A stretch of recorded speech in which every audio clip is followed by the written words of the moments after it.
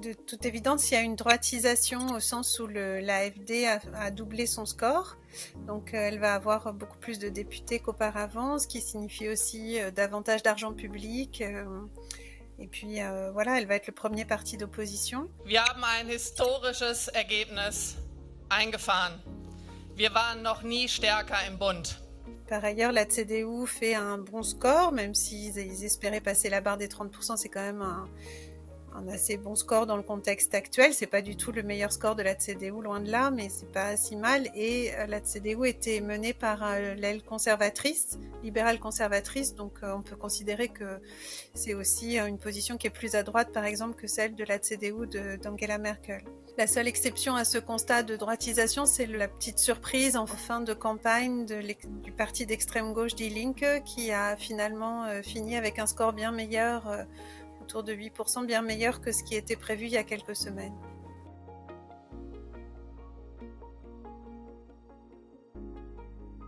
Alors, il n'aura pas du tout les mains libres pour mener les réformes qu'il souhaite mener, puisque le système politique allemand fait qu'il a besoin d'un partenaire pour gouverner. Il faut avoir la moitié des sièges au Bundestag. Donc, la seule option, c'est de gouverner avec les sociodémocrates, donc ce qu'on appelle une grande coalition, comme il y en a eu 3 sous Angela Merkel. Mais les sociodémocrates risquent de faire payer assez cher leur soutien au candidat Merz, et donc à un futur gouvernement de grande coalition. Et par exemple, tout ce qu'ils voulaient faire en termes d'allègement des impôts, de retrait de l'État, ça ne passera pas probablement avec les sociodémocrates.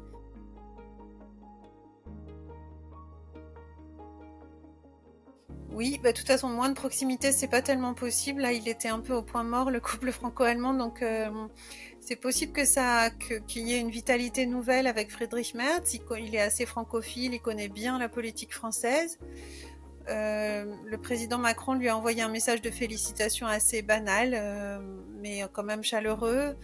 Et en tout cas, je pense que les deux, depuis l'élection de Trump, ont compris que voilà, le fait de compter sur la protection des États-Unis en Europe, c'était probablement plus possible là, et que donc il allait falloir s'organiser au niveau européen pour sa propre défense, pour avoir un peu moins de polyphonie, voilà, parce qu'on ne peut plus avoir un partenaire fiable aux États-Unis.